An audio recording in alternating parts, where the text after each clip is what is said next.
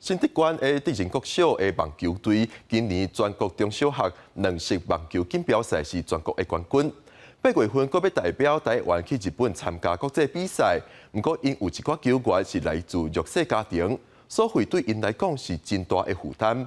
因望社会会使斗相共，或者囡仔通出国为台湾争取好成绩。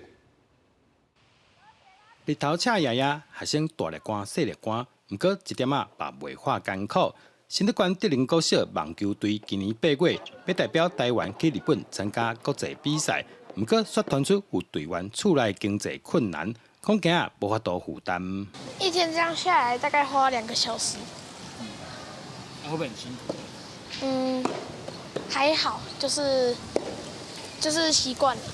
当国手，然后可以去更远的国家比赛。他们其实很多就是可能1年级、2年级就已经加入球队了，然后现在到5年级，他们就是目标就是想说有没有哪一天他可以代表台湾打完冠军之后前往日本比赛，所以呢，他们目标其实大家都是一致的。好讲规队要去日本比赛，要差不多100万的经费，即马搁欠我80万，希望外界会当来斗相共。是因为有些小朋友家境比较需要支援，所以我们需要社会大众以及各企业伸出你们的热情的双手来鼓励他们。